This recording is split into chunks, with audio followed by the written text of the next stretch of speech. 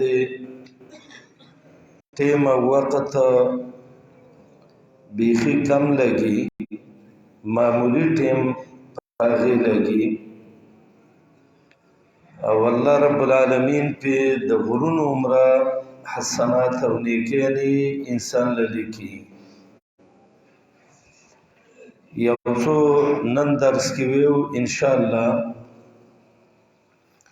الله دې وکړي چې موږ او تاسې په ټول عمل وکړو. کله چې انسان د سحر لمونځ وکړي او په دغه ځای باندې کښېني او الله یادوي، ذکر کوي یا دعاګانې کوي یا لمونځونه کوي تر د نور خاته پورې، او بیا چې نور وخیږي نو بیا دا سړی یو 2 رکعته لمونځ وکړي. د دې په حدیثو کې ډېر زیاته اجر راغلی دی. د انس رضی الله عنه روایت کې دا دی چې الله په دون اجر ورکوي لکه په یو حج او په عمره چې څونه اجر ورکوي. دا روایت امام ترمذی راوړی دی. بعض علماو په کلام هم کړی دی، خو حکم یې دا دی چې د شواهدو د وجې نه شیخ الباني صاحب وایي دا روایت حسن دی. په حدیث د سهل بن معاذ رضی الله عنه کې راغلی دی چې رسول الله علیه الصلاة والسلام وایي چې څوک د سهار لمونځ وکړي او بیا د څاښت لمونځ پورې ذکر وکړي او د خیر خبره یې وکړي، د دین خبرې کوي، نو الله د دې ګناهونه معاف کوي اگر که د سمندر د زګونو عمره یي.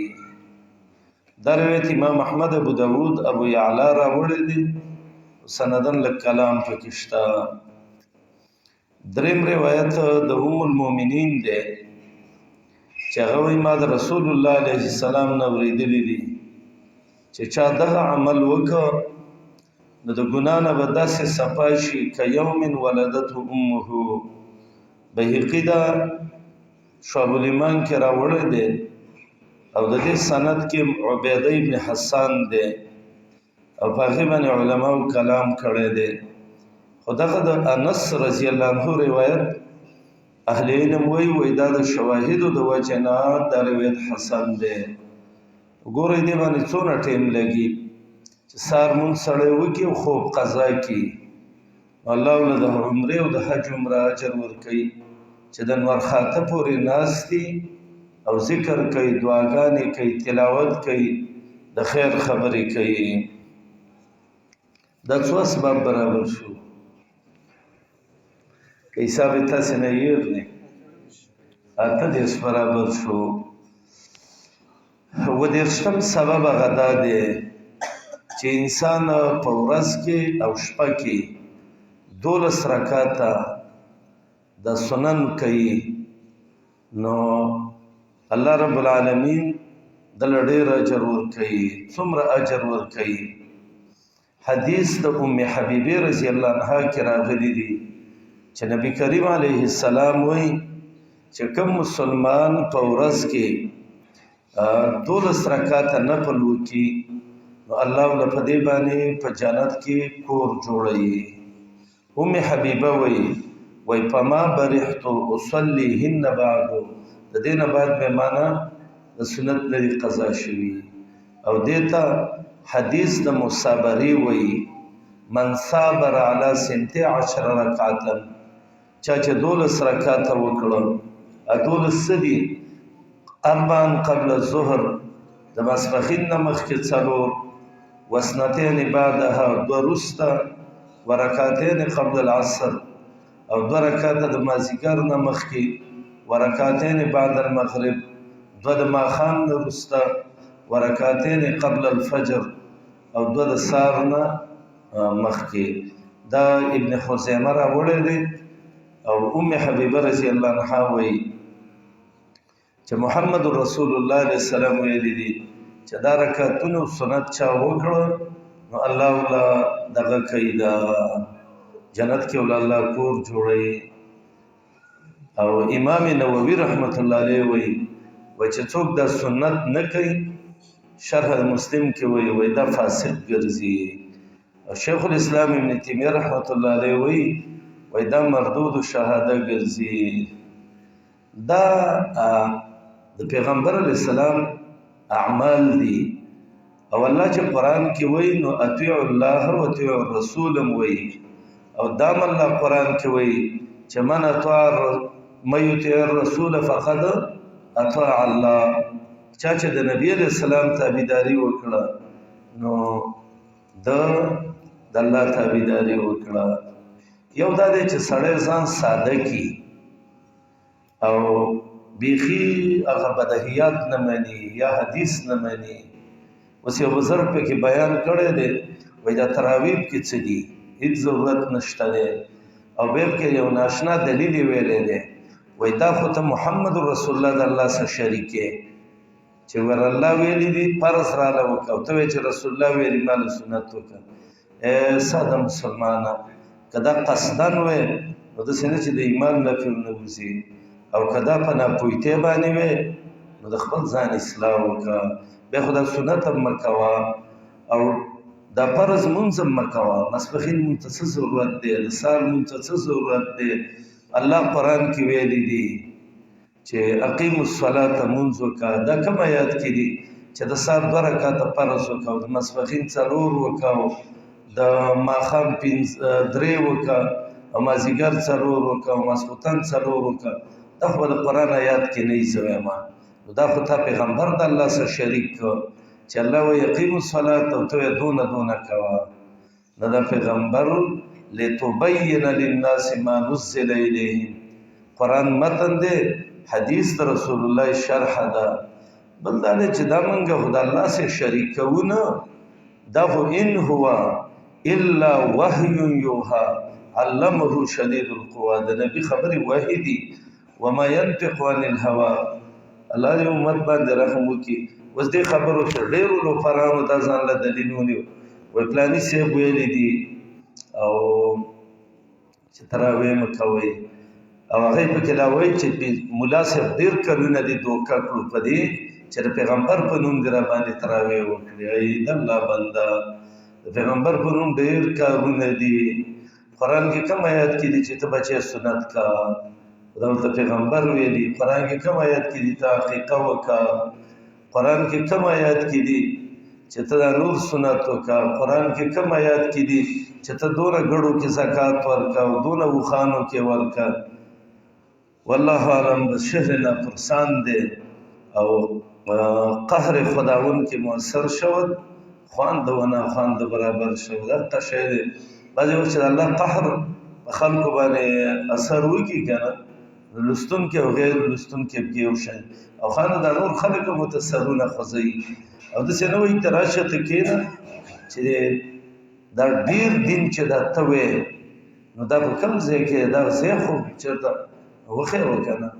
قرآن کې دا حدیث کې قرآن کې کوم آیات کې دي چې ته ترور او ورېره په نکاح کې مه جمع کوه؟ دا خو نشته دی قرآن کې. ترور او خرزه په نکاح کې مه جمع کوه، دا قرآن کې نشته دی. او پنځمه ښځه مه کوه. زه 4 پورې خو ویلي دا 5مه مه کوه. دا یې کوم ځای کې ویلي دي؟ دا به ضرور حدیث کې وی. حدیث چې څوک نه مني دا قرآن نه مني. دا یقیني خبره ده. او چې د قرآن تفسیر په خپل رای کوي سړی د ایمان نه خلاصېږي. نو دا حدیث د مصابره کې 12 رکعاته دي. الله رب العالمین د دې په وجه باندې انسان له په جنت کې کور جوړوي. ملګرو ورونو د دې ډېر خیال کوئ.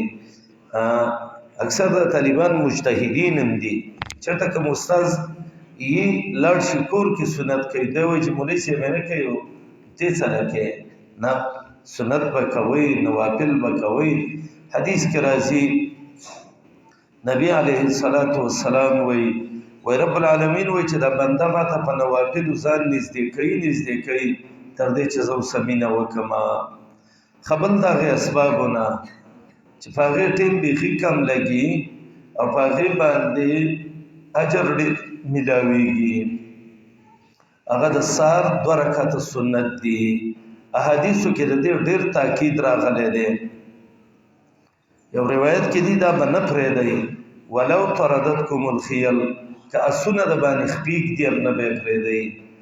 بعضې خلکو خو وویل چې د جومات د ستنو منځ کې کوئ، نه، کله چې فرض لمونځ ودرېږي بیا به سنت نه کوې. دا د سار سنت دي. د دې باره کې یو څو سنت دي.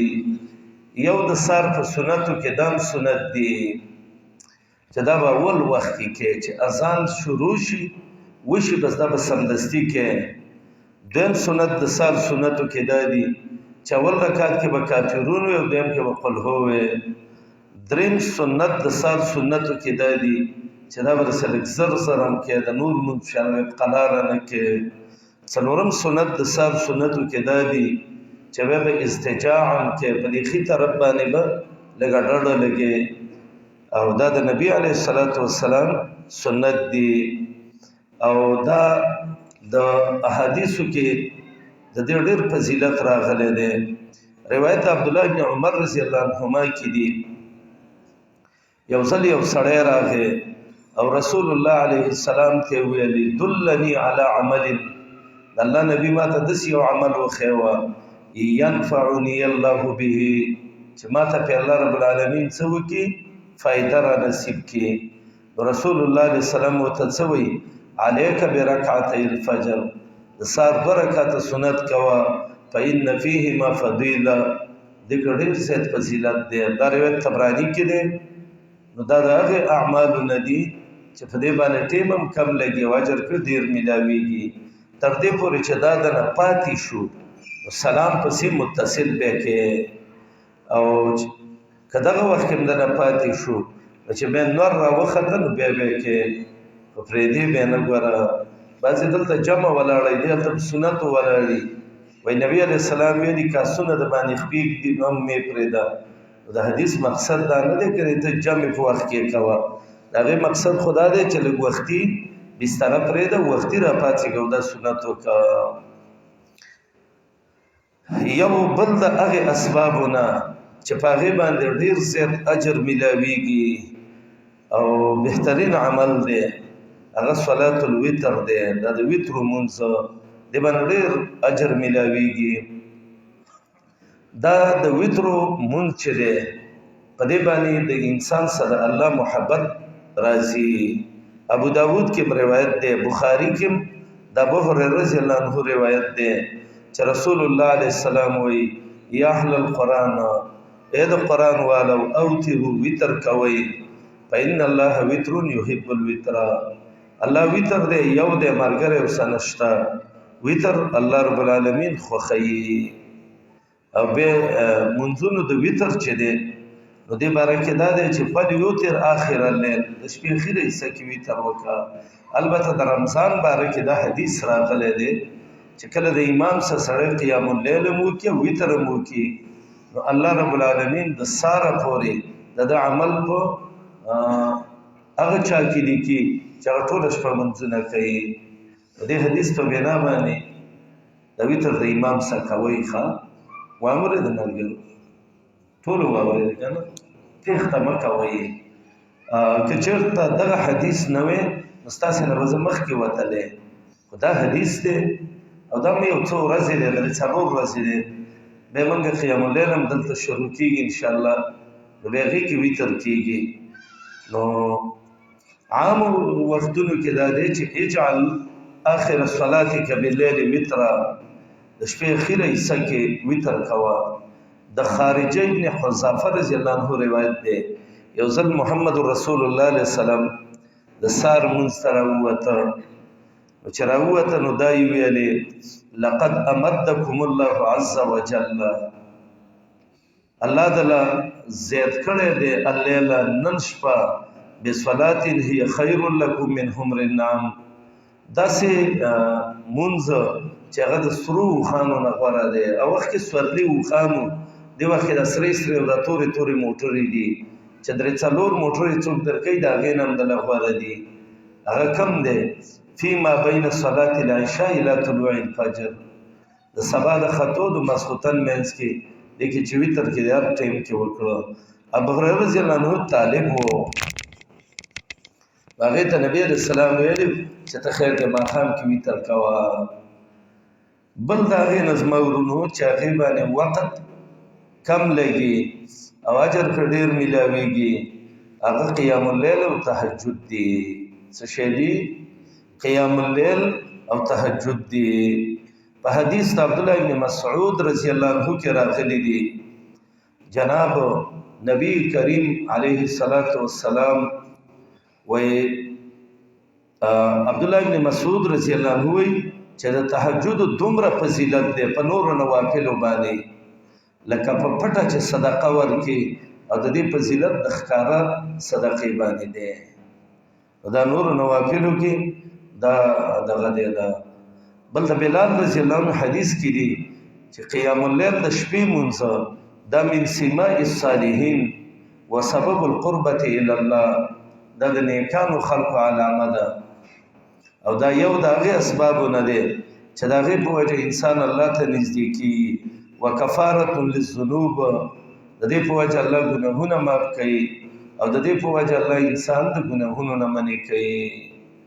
او دا د ابو امامه رضی الله عنه روایت کې دی، ترمذی او ابن خزیمه راوړی دی چې نبی علیه السلام وایي علیکم بقیام اللیل، د شپې تهجد کوئ، فانه دأب الصالحین، دا د نیکانو خلقو دغه دی، دا نښه او علامه ده قبلکم چې ستاسې نه مخکې وو، وهو قربة الی ربکم، او د دې په وجه به الله ته نږدې کېږئ، او ومغفرة للسیئات، او د دې په وجه الله له ګناهونه ختموي، ومنحات للاسم، او د دې په وجه الله د ګناهونو نه منع کوي. دا به د خیر ټول کوو که نه ان شاء الله، چې سم په کلکه باندې دې ځای نه ځئ او د قیام اللیل صحیح راوختې وئ تهجدو باندې. داسې ځوانان په کار دي چې وایي زه به د نن نه قصد کومه، که ډېر خوب راځي که نه نو هر څه به کومه خو زه به دا نه پرېږدم. ګوره دا د مؤمنانو صفت دی، کانوا قلیلا من اللیل ما یهجعون وبالاسحار هم یستغفرون والمستغفرین بالاسحار، او ومن الليل فتهجد به نافلة لك او قم الليل الا قليلا نصفه او انقص منه قليلا او زد عليه ورتل القرآن ترتيلا. او نبی علیہ السلام ډیر تهجد بکول، د خپې به وپړسېدې، نو عایشې رضی الله عنها ورته وویلې چې ته ځان هلاکې یا رسول الله، ته خو الله بخلی جنتي سړی. هغه ورته وایي افلا اكون عبدا شکورا، ستا نه خوښېږي زه د الله شکرګزار بنده شمه، نو په دې باندې انسان د الله شکرګزار کېږي. ناشنا حدیث ان شاء الله دا به سورت احزاب کې مو ویما، د ابو سعید خدری رضی الله عنه او د ابو هريره رضی الله عنه او د ام سلمې رضی الله تعالی عنها د دې درې ورنه دا روایت نقل دی، او دا د صحیح ابو داود کې شیخ البانی صاحب هم راوړی دی، او امام نسائی سنن الکبرى کې هم راوړی دی. وی نبی علیه السلام وی چې یو سړی د شپې راپاڅېږي، څه چلو شي د شپې راپاڅېږي او دس وکړي او خپله ښځه هم راپاڅوي، یا ښځه ده راپاڅېده او د شپې لمونځ یې وکړه او خاوند یې راپاڅوه، خو که نه راپاڅېږي د الله سیدونکي او په دې مخ وله رسېد دا دې وکړي. خو دا به ورته مخکې ویې ګوره، داسې نه چې شپې کې اوبه ور واچوي او چغې کړي چې ګاونډیانو دا بېدینه مې خوب ته هم نه پرېږدي، بیا به ور په شرمونو ځان وشرموئ. خو دا به ور د ښځې ذهنسازي کوئ، او که ښځه دینداره وي د خاوند به ذهنسازي کوي. داسې نه خاوند یې په دې پوهېږي نه او د شپې کې اوبه ور واړتلې او ډانګې پروت یې ورته وینیسي او د جمله تهجدونه یې ونه باسي. الله نبي وایي چې څوک د شپې راپاڅېد او خپله ښځه یې راپاڅوله او فصلی یا رکعتین، 2 رکعته لمونځ یې وکړه. او جمیعان دی حدیث کې، هلته د جمیعان یو معنی دا دی دا ښځه یې ځان پسې ودروړه او دواړو لمونځ وکړه. دا کېږي؟ ستا ښځه وروسته یې ودروه ته دې مخکې ودرېږه. او دویم جمیعان دا چې دواړو لمونځ وکړه، نو وایي کتب فی ذلک اللیل من الذاکرین الله کثیرا والذاکرات. وای الله ملائکه ته وای چې هغه خلک چې تاسو په نن شپه کې په ذاکرینو کې لیکي نو په هغه کې دا ښځه او خاوند ولیکي. په اسمان کې باندې نوم لیکل شوی چې هغه هلک او جنۍ چې نن د الله سخت ذکر کړی دی هغه چې 2 رکعاته وکړي 2 رکعاته به ستا څونه وخت ولګي. او په اسمان کې باندې ملائکې د الله په کتابونو کې په ذاکرینو کې ولیکي. د ودونو والا د دینه پیدا والی کالکانی وي او که جنکۍ خپل خاوندان را پاسوي هلکان خپل ښځې را پاسوي. داسې وختونه کمي چې انسان فایده ترې والي. بل د هغې اسبابونه چې هغې باندې وخت کم لګي او اجر پرې ډېر دی هغه دا دی چې د جمعې په ورځ کله خطیب خطبه وایي او سړی ورته غوږ کېږدي او چپ شي خبرې مو ونه کړي. که بل خبرې کولې او تا ورته وویلې چې فلاني خبرې مه کوه خطبه ویلی کېږي نو دا دې ګناه وکړه. بس بالکل به غلی ناست دی. ابو هریره رضی الله عنه وایي چا چې د جمعې په ورځ غسل وکړه نبي علیه السلام ویلي دي بیا جومات ته راغی فصلی ما قدر له چې الله ورله څونه لیکلي وختونه لمونځ یې وکړه. د 4 رکعاته سنتو له مخکې ټیم ورکول د حدیثو کې نشته. حدیثو کې دا دي چې ثم صلی ما قدر له عبدالله ابن مسعود رضی الله عنه به 4 کول. د عبدالله ابن عباس نه 8 نقل دي د بعض صحابو نه 12 نقل دي د بعضو نه 20 رکعاته نقل دي. بس راغلی ثم صلی ما قدر له په 4 باندې دا بندوي ما او ثم انصت به چپ کېناسته حتی یفرغ الامام من خطبته چې امام د خطبې نه فارغ شي او بیا ورسه لمونځ وکړي. وایي د دې څونه اجر دی. وایي غفر له ما بینه وبین الجمعة الاخرى وفضل 3 ایام. یوه جمعه او 3 ورځې ګناهونه الله معاف کوي. نو دا ټول څه شو 10 ورځې شو. دا روایت د مسلم روایت دی. دا روایت ابن حبان کې دی او دا روایت د صحیح ترغیب او ترهیب کې دی. روایت بالکل سندن صحیح دی. مرګر وګوره څونه د ګټې خبرې دي. بل دا هغې نه چې هغې باندې وخت بیخي کم ولګي او الله پرې اجر ډېر سړي ته فایده پرې ډېره وکړي. هغه سورت کهف لوستل د جمعې په ورځ باندې دا د جمعې په شپه هم شی لوستلی او د جمعې په ورځ باندې هم شی لوستلی. د دې ډېر فضایل راغلي دي. یو دا دی چې چا سورت کهف د جمعې په ورځ ولوسته نو د بلې جمعې پورې الله سبحانه وتعالی دته به یو ایمانی رڼا جوړه کړي او الله به دله ډېر اجر ورکړي. دا به د مصیبتونو نه یو د بچ کېدو سبب هم شي. دا روایت امام نسائی هم راوړی دی عمل الیوم واللیله کې بیهقي هم راوړی دی امام حاکم هم راوړی دی. ارواء الغلیل کې شیخ البانی صاحب دا روایت صحیح کړی دی. دا مې ځکه ویلی چې بعضې خلک ناراسته وي نو کوشش کوي څوک یو عمل کړ کړي څوک بل کړ کړي څوک بل کړ کړي نو وایي لکه دام پکې نشته دی. دام کې ځکه نشته دی دا دنه یو نیمه ګرټه ټیم نیسي.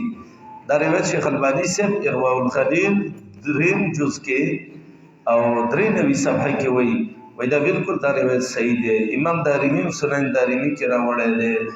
باید چې هر مسلمان د جمعې په ورځ غسل وکړي صفا لباس واچوي خوشبویي ولګوي سوره کهف ولولي لږ وختي جومات ته لاړ شي هلته ډېر عبادات او اذکار او دعاګانې د الله نه وغواړي. تعجب دی زموږ د زمانې مسلمانانو ورونو له هغوی د دې نعمت نه محروم شوي دي او د جمعې ورځې ټول په عباسیاتو او په ګپ شپ کې تېروي. انا لله و انا الیه راجعون و الی الله المشتکا. دا څو اسباب موږ وویلې 15 څلوېښت اسباب زه نور به بیا ووایم انشاءالله. اللهم صل وسلم علی عبدک. اکثر خلک 6 رکعاته کوي.